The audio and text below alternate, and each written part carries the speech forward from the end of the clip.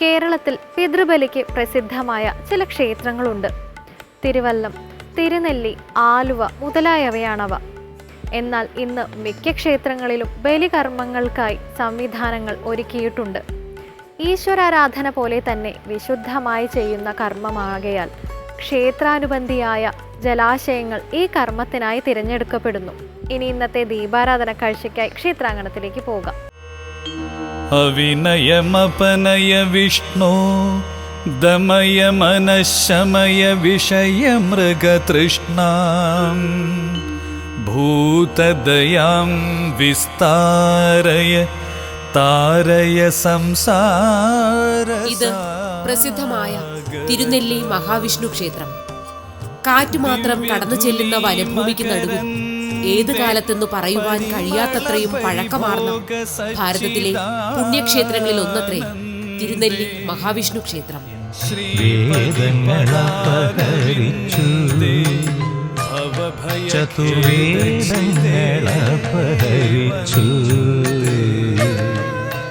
സൃഷ്ടിയുടെ കർത്താവായ മഹാവിഷ്ണുവിന്റെയും സൃഷ്ടിയുടെ ദേവനായ ബ്രഹ്മാവിന്റെയും ചൈതന്യധാരകളും പ്രകൃതിയുടെ മനോഹാരിതയും ഒത്തുചേർന്ന് പരിലസിക്കുന്ന ഒരിടം കൂടിയാണ് തിരുനെല്ലി ക്ഷേത്രം. ക്വചന സമുദ്രോനതാരംഗ. വയനാടിന്റെ ഉത്തരദേശത്ത് കുടക് മലനിരകളോട് ചേർന്ന് ആകാശമുട്ടെ വ്യാപിച്ചു കിടക്കുന്ന ബ്രഹ്മഗിരിയുടെ താഴ്വരയിലാണ് പ്രസിദ്ധമായ ഈ പുണ്യക്ഷേത്രം സ്ഥിതി ചെയ്യുന്നത്. ദൃഷ്ടേ ഭവതി പ്രഭവതി ന ഭവതി കിം ഭവതിരസ്കാര. മാനന്തവാടി മൈസൂർ റൂട്ടിലെ കാട്ടിക്കുളം എന്ന സ്ഥലത്ത് നിന്നും ഏതാണ്ട് 20 കിലോമീറ്റർ ഇടത്തോട്ട് യാത്ര ചെയ്താൽ തിരുനെല്ലി ക്ഷേത്രത്തിൽ എത്തിച്ചേരാവുന്നതാണ്. പരമേശ്വര പരിപാല്യോ ഭവതാ ഭവതാപഭീതോഹം. തിരുനെല്ലിയെ കുറിച്ചുള്ള മാഹാത്മ്യങ്ങളും മഹിമകളും അനവധിയാണ്. പുരാണങ്ങളിൽ എന്നതുപോലെ ഐതിഹ്യങ്ങളിലും നിറഞ്ഞു നിൽക്കുന്ന ഒരു ക്ഷേത്രമത്രേ തിരുനെല്ലി. ത്രിമൂർത്തികളിൽ ഒന്നാമനായ സാക്ഷാൽ ബ്രഹ്മാവാണ് തിരുനെല്ലി ക്ഷേത്ര പ്രതിഷ്ഠ നടത്തിയതെന്നാണ് ഐതിഹ്യങ്ങളിൽ പ്രധാനം.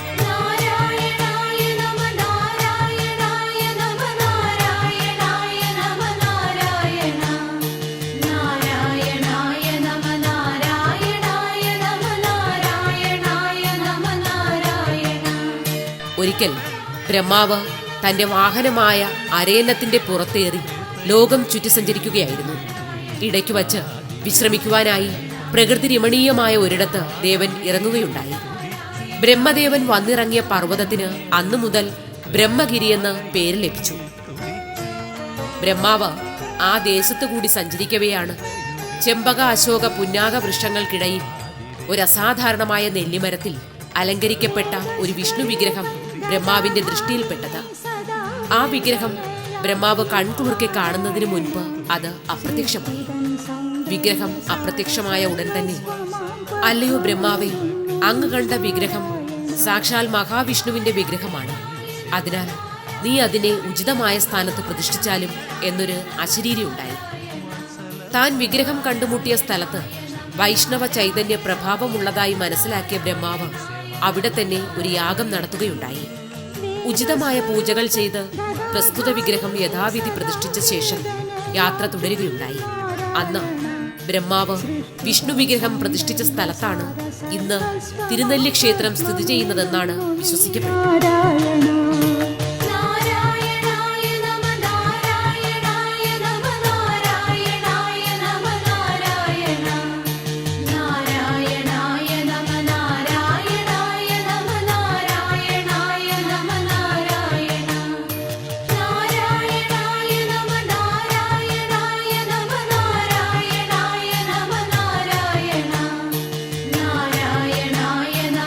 നെല്ലിക്ക കല്ലായി തീർന്ന സ്ഥലത്താണ് ഇപ്പോൾ ഗുണ്ടിക ക്ഷേത്രം സ്ഥിതി ചെയ്യുന്നത്. സ്വയംഭൂവായ ശിവലിംഗമാണ് ഇവിടുത്തെ പ്രതിഷ്ഠ. തിരുനെല്ലി ക്ഷേത്രത്തിൽ നിന്നും പാപനാശിനിയിലേക്കുള്ള വഴിയിലാണ് ഈ ഗുഹാക്ഷേത്രം സ്ഥിതി ചെയ്യുന്നത്.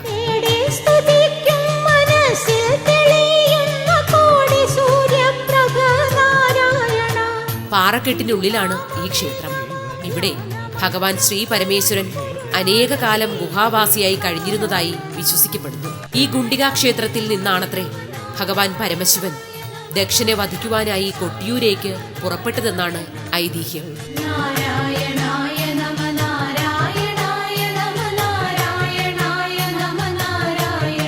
പുരാണങ്ങളിൽ ശ്രീ തിരുനെല്ലി ക്ഷേത്രം ഹരിതശോഭ പൊഴിച്ചുകൊണ്ട് തിളങ്ങി നിൽക്കുന്നു. തിരുനെല്ലി ക്ഷേത്രത്തിന്റെ നാമോച്ചാരണത്താൽ ധർമ്മവും, ദർശനത്താൽ ധനവും, പൂജനത്താൽ ആഗ്രഹവും, ധ്യാനത്താൽ മോക്ഷവും ലഭിക്കുമെന്ന് പത്മപുരാണത്തിൽ പരാമർശിക്കപ്പെട്ടിരിക്കുന്നു.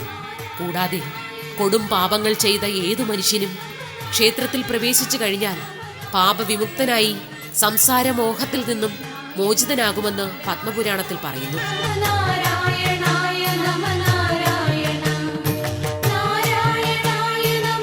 തിരുനെല്ലിയിലെ ഗംഗാനദിയായ പാപനാശിനിയിൽ മുങ്ങിക്കുളിച്ചാൽ സകല പാപങ്ങൾക്കും പരിഹാരമായെന്നും ഇവിടെ കർമ്മങ്ങൾ അനുഷ്ഠിച്ചാൽ പരേതാത്മാക്കൾക്ക് നിത്യശാന്തി ലഭിക്കുമെന്നും വിശ്വസിച്ചു വരുന്നു.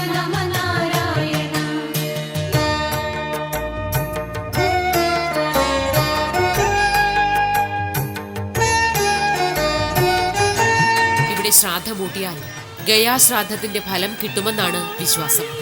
ഇവിടെ വച്ച് പിതൃക്രിയ നടത്തുന്നത് വംശവൃദ്ധിക്കും ഐശ്വര്യത്തിനും പിതൃപ്രീതിക്കും വിശേഷപ്പെട്ടതാണെന്നാണ് വിശ്വസിച്ചു.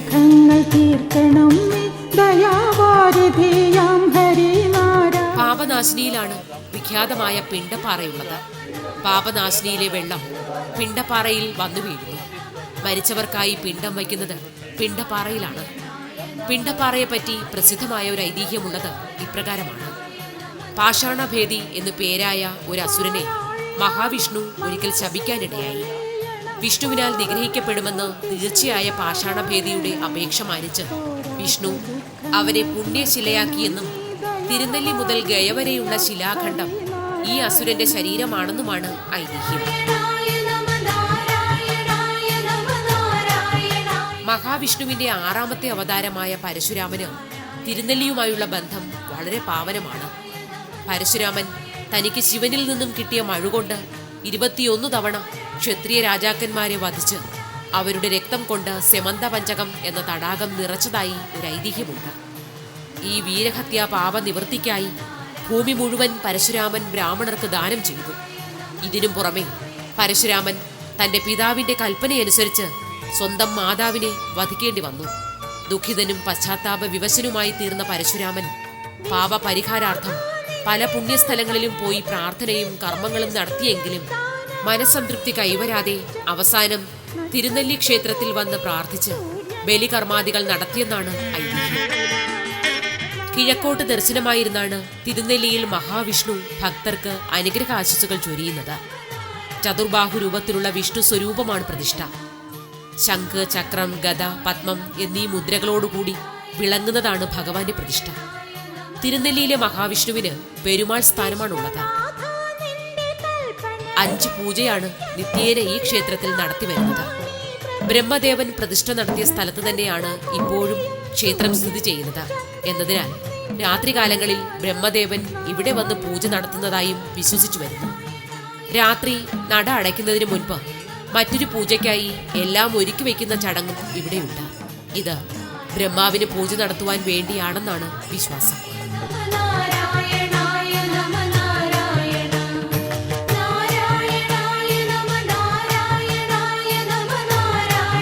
പ്രതിമകളെ പിതൃക്കളായി സങ്കല്പിച്ച് നടത്തുന്ന പൂജ തിരുനെല്ലിയിൽ പ്രധാനമാണ്. കൊട്ടിയൂർ ക്ഷേത്രവുമായി തിരുനെല്ലി ക്ഷേത്രത്തെ ബന്ധപ്പെടുത്തി ഐതിഹ്യം നിലവിലുണ്ട്.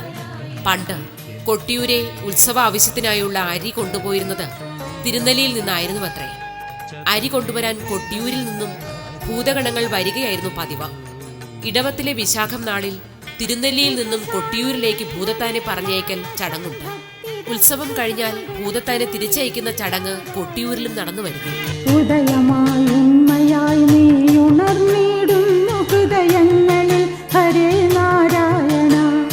തിരുനെല്ലി ക്ഷേത്രവുമായി വളരെയേറെ ബന്ധപ്പെട്ട് കിടക്കുന്ന ഒരു ക്ഷേത്രമത്രേ തൃശ്ശിലേരി മഹാദേവ ക്ഷേത്രം. തിരുനെല്ലിയിൽ നിന്നും തെക്ക് കിഴക്കായി നരിനിരങ്ങി മലകൾക്കപ്പുറത്താണ് ഈ ക്ഷേത്രം സ്ഥിതി ചെയ്യുന്നത്. മുൻകാലത്ത് തൃശ്ശിലേരിയിൽ ദർശനം നടത്തിയ ശേഷമായിരുന്നു തീർത്ഥാടകർ തിരുനെല്ലിയിലെത്തുക.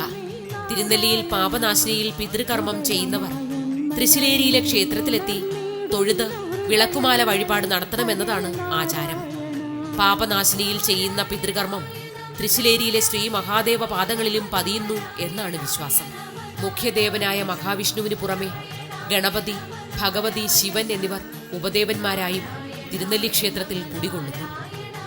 സർവ്വദുരിതങ്ങളും ദുഃഖങ്ങളും തിരുനെല്ലി പെരുമാളിൽ സമർപ്പിച്ച് പരേതാത്മാക്കളുടെ ശാപത്തിൽ നിന്നും മുക്തി നേടാനായി പിതൃക്കൾക്ക് ശ്രാദ്ധമൂട്ടാനെത്തുന്നവർ ഭഗവാനെ കൺകുളിർക്കെ ദർശിച്ച് സായുജ്യമടയുകയാണ്.